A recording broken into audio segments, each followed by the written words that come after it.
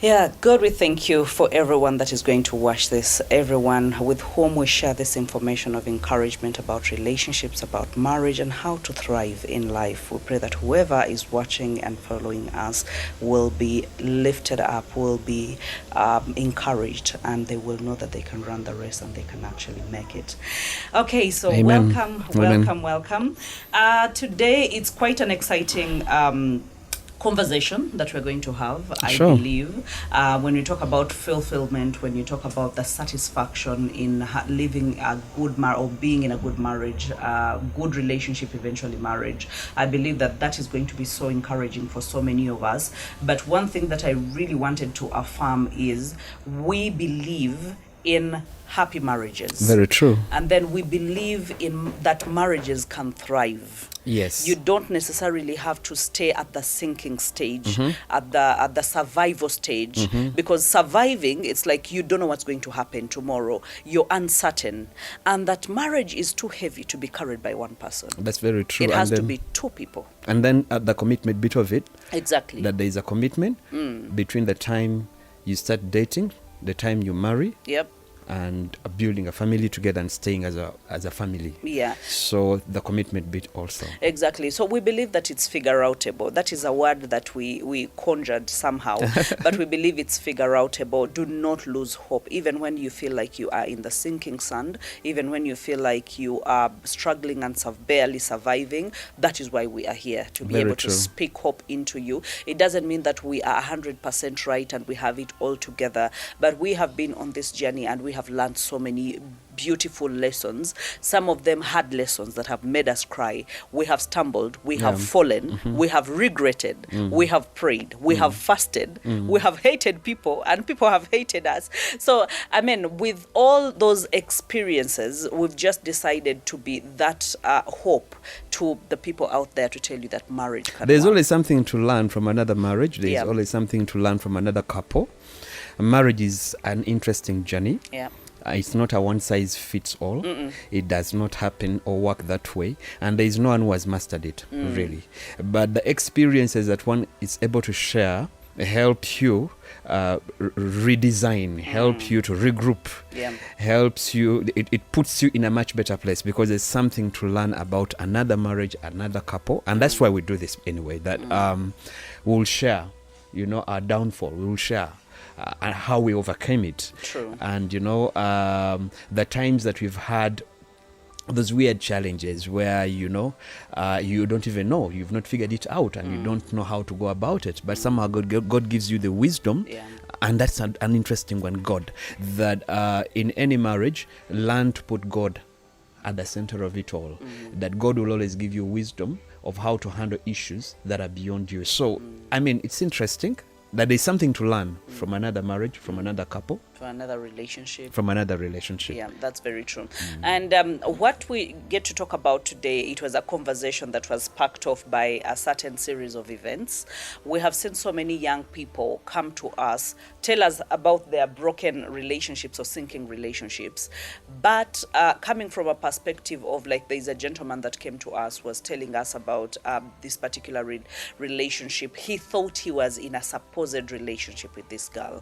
Now, you are being in a relationship, but this girl actually doesn't know that she's in a relationship. So I Yes. think the guy is being too nice and too good and extending all the favors, while this girl is actually misleading or misguiding this man. I will And not it's say a common, boy. it happens a lot. And it's common. It's Yeah. happening a lot. Yeah. So that means that he was in a relationship alone, and he was fighting tooth and nail to make sure that the relationship works. Very And I painful. remember when I brought this particular issue to you, there's a statement that you mentioned that sparked off this whole conversation.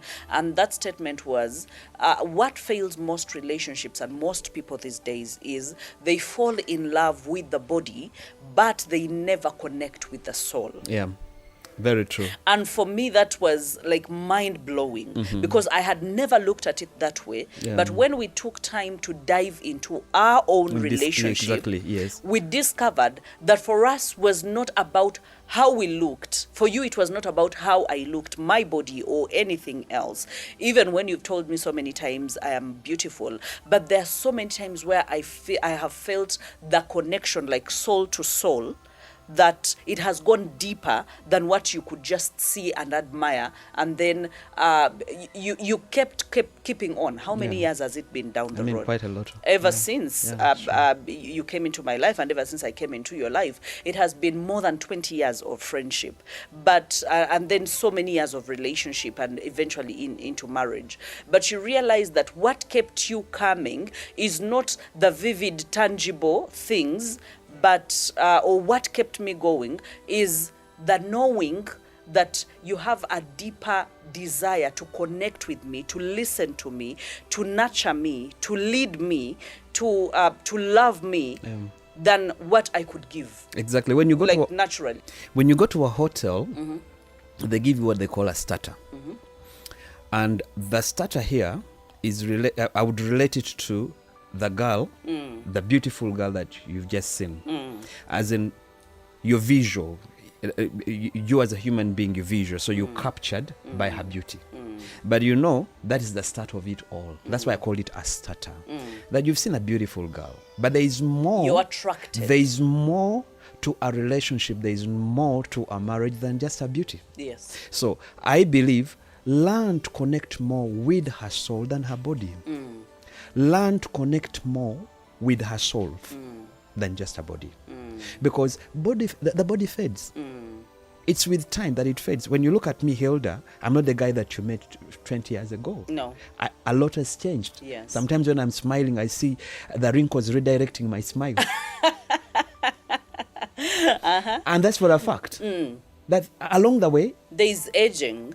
There's a lot change. So if it was aspirations, if it was just my looks, probably you'd be bored by now. Exactly. But you connected with my soul. I connected with your soul. So I believe, learn to connect with her soul more than her body. When you connect with her soul, you fall in love. You connect with her real being. Her soul is her.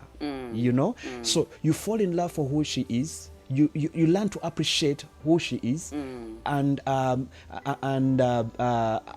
her and appreciate her and value her and appreciate her more than anything in this world. You appreciate the real her. That is her soul, and I think that is the secret to growing all together. That beyond everything else, the externals that change, that vary with time. There are things that do not change necessarily. Yes. And if they change, they actually change for the better. Because when you look at someone's soul and you're nourishing someone's soul, I believe that takes me back to God. That takes me back to prayer. Because how you nourish a soul is not how you nourish a body. Very true. How you love a soul is not how you love a body. For example, there are so many times in my life where I had so many issues, even surrounding with my family, at the early stages of me meeting you, where you could have said that, you know what, she comes from a broken family. She comes from all these and things, because the things that were surrounding me were so heavy, and any man would choose to run away. Yes. But I remember there is this one time that you gave me a phone. It was the very first phone that I held in my life. And you gave me that phone that flipped. Because it was a Motorola. It was a Motorola, because you thought I was in danger and my family was in a very tense mode, and you told me, in case anything happens, call me, even if it's after midnight. I will make sure that I find my way to you, to make sure that at least you're safe, or your siblings are safe. And that to me is nourishing the soul, is not catering to my body. It is not you being attracted, the shallow attraction or the fecal attraction or the surface attraction. That, you know what, I enjoy walking with you and holding your hands. That's true. I enjoy everyone seeing us that we are together or we are connected. I enjoy it. It is not about the public validation. It is about you wanting to protect that person, wanting them to be safe, the security that you provide is not just for the body, but it is for the soul. Because if we talk about emotional security, how are you going to provide emotional security for the body? And it's the same. A time came when I had no job. Yeah. I had to leave the city and go to a village. Yeah. And you followed me to the village. Yeah. You came with me. I remember we were in a taxi at the back seat. That was our lovely. That is where, I know. So, we love the back seat. And I remember while we were traveling to this village where I was going to start a business, I'd actually gone to survey the place and see if it's a good place for me to start a business. I mean, I'm here with a 20, you could have been like, what, about 26, 27, I don't remember, 25, 26-year-old. And she says, where you go, I'll go. Now, at that point, if you had not connected with my soul, that was enough for me to cut you off. Yes, for you to cut me off. Because I had other men pursuing. Exactly, and far better men. Pastors. Exactly. People that were already driving, people that were already living a good life. But then what happens here, because of the connection you had with me, you were able to forego all that and follow me to a village. To start a life. Yeah. And from zero. Scratch. Yeah. From zero, actually. Yeah. From zero. Because scratch, you need someone to scratch you. And while you talked about that, so from zero, you follow me, and I call that a deeper connection, a soul connection. A deeper soul connection, just beyond the outward. By the outward, I mean the beauty, the money, the luxurious things, the car, the status, and everything, because that's what draws people. Yeah. Okay. Yeah. And then weak women and weak men are drawn by such. Yeah. Strong, the flashy strong things. men and strong women are drawn by the opposite. Yeah. The opposite being, they love you for who you are, and they appreciate you for who you are, and they stick by your side. And now, with all the struggles. Any lady listening, any man listening will say, we've tried that, but he has not worked out. Try it again. Yeah. Because it is the only secret to growing all together. Yeah. To the good old days. What do you refer the good old days? By the way, and now that I'm talking about that, do you know that the good old days do not mean necessarily good days? Yeah. It means that through the thick and the thin, we held hands and prayed. We believed for better. Yes. So we are here because there is a price that we paid. Yes. There is a sacrifice that we paid. Yes. And we call them good old days, not because we had everything. Actually, you can call good old days when you our good old days is when we were sharing a plate of food because we didn't have money. Exactly. Our good old days is when we shared a boda when we didn't have money to have two different bodas. Exactly. And those are good old days because they helped us gel, connect deeper, that it wasn't what I could get from you. Yep.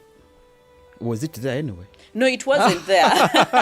But the beauty about the deeper connection with someone's soul is you solve 80 to 90% of all the problems in a relationship when you connect with me for who I am. When you connect with my soul more than what I have, okay, or what I'm about to get, or what I'm about to achieve, status, career, and etc.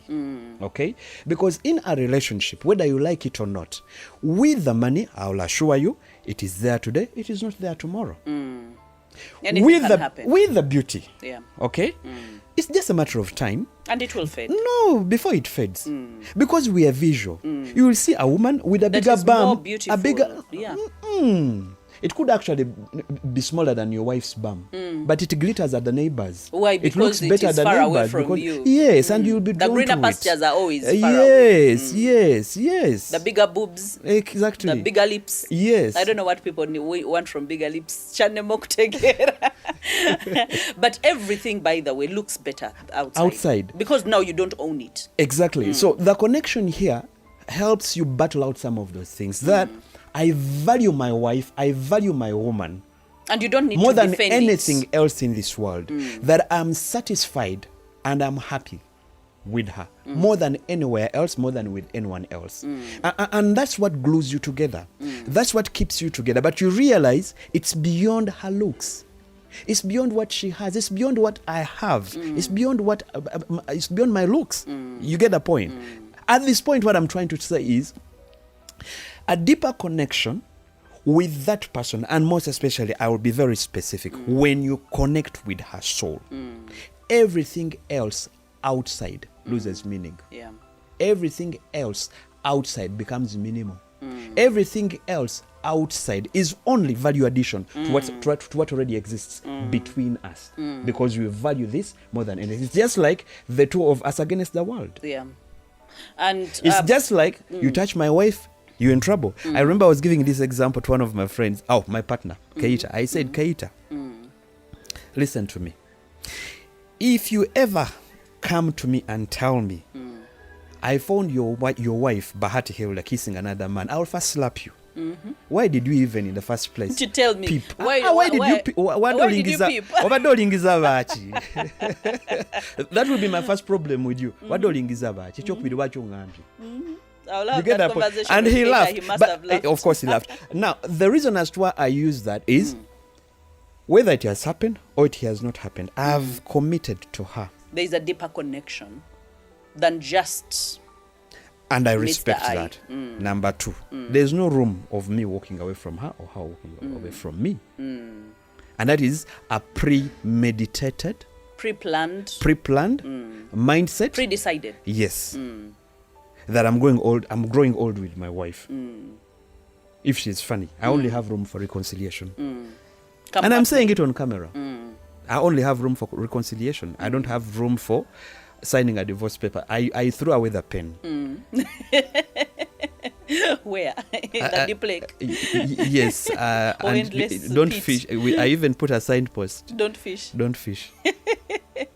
But I love the fact that when you talk about the deeper connection, I know that some people have experienced that. There are people that have been blessed to experience a deeper connection. I know there are not so many in this generation, but there are people that have experienced a deeper connection with someone and maybe things went bitter or things did not work out. There are also those people, and they fear to actually be vulnerable anymore, to connect with another person at that depth, because they feel, what if what happened happens again?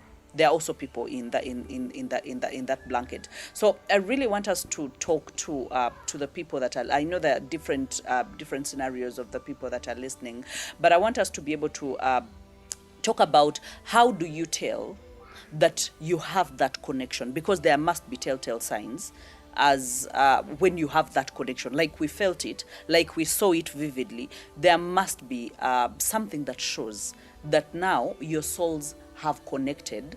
I know that it's a choice that you make, but sometimes it also happens that you fall in love without even thinking. I don't know if that is right. Absolutely. There are tests.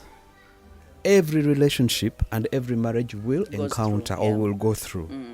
Some of the tests, and the majority of the tests, are for the same reasons. It is those tests. You never shake you up. You never take for granted the history you've built together. Yeah. And the history, just like you put it earlier, it's not as sweet. There are betrayals in that history. Yeah. There are mistakes that have been made in that history. That have cemented. So everything that has happened back then is what you look back to for you to be able to forge forward. Now, the tests that you go through as a family, I'm giving an example. When your husband has no job, do you go and look for a man out, another man who has a better job? Exactly.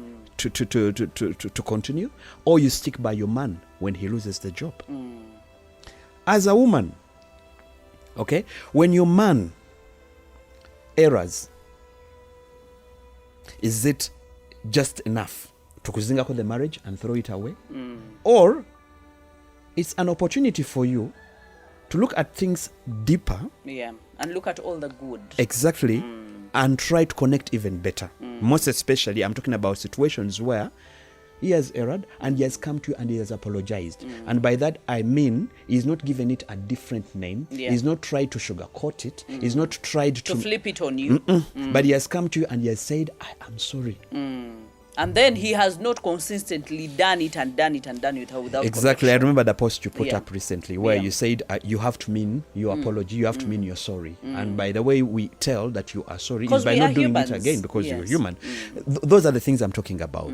So the history the waves, the storms, everything that you encounter together cements you.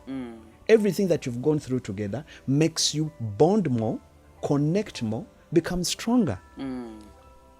I was listening to a song. Was it by Paul Overstreet, I think, where he talks about we are not just meant to be, but we are supposed to last. As in, you're in my life to stay, I'm in your life to stay, and we have a long line of love that never breaks. It is a commitment. It is a decision that you make from the day you start that journey. The reason as to why we take those vows, we don't take them for anyone else. We take them between us and our God. Okay? And that commitment can only be cemented by the things around us. And the waves. The waves that come, the tests that we go through. For example, you're childless. Do you go out to a neighbor to get a child? You know, you've been married 5 years, 6 years, or 7 years, and there's no child. Is that an excuse for you to leave the marriage? No. Because when you get a child, that's the testimony.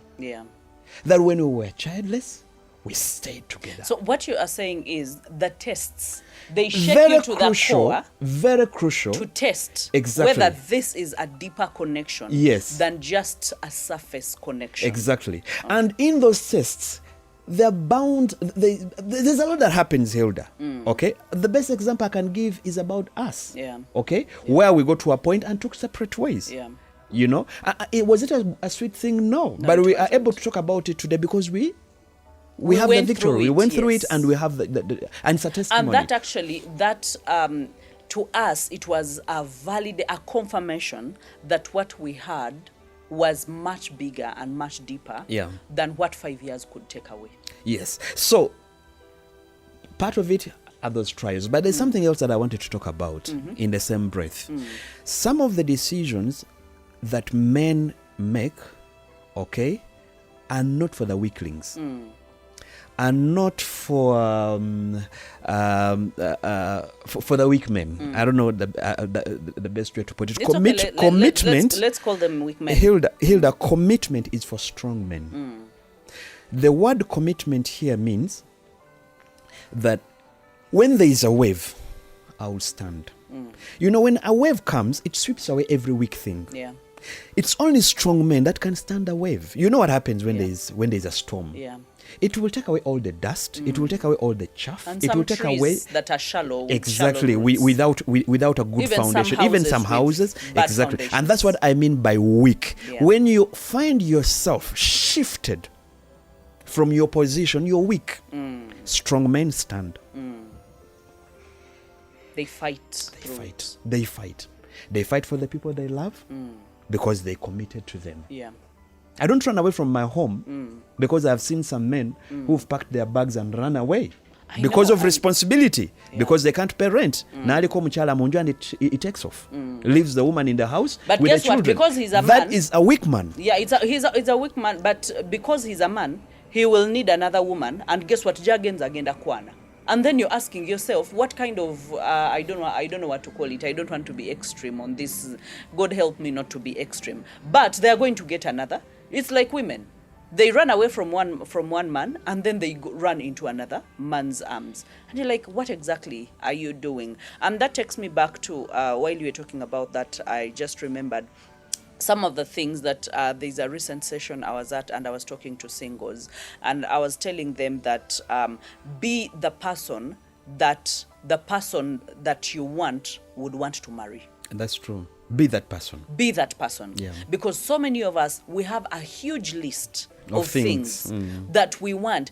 Hardworking, resilient, all those things, God-fearing, very prayerful. But you're not 5% of that list. But you are not, even 5% of it is what? But you are not any of them. Just take away the name of the partner that you want and put your name and down. ask yourself, do you have all those 1,000 things that you Be have willing put to down? walk that road. I know. Because that's the same person you will attract. Because the other when you person- can't walk that road, that person will always be very far from you. Yeah, that's I true. repeat, when you put the list just like Hilda was highlighting them, and you are not that person in that list, Mbo hygienic, forget very to attract clean. forget to attract that person, because that person will always run away from a person who cannot be that person. That's true. And God is not a God of confusion. He Tabakulimbanga. cannot get a good person and give commit- them to the wrong yes, person. yes. And I just know that if you're the kind who gave yourself to the wrong person, you did it on your own. You did not do it with God. We should let's take a break as we let that sink in, so that you know that, did I take myself or did I go with God? Yep.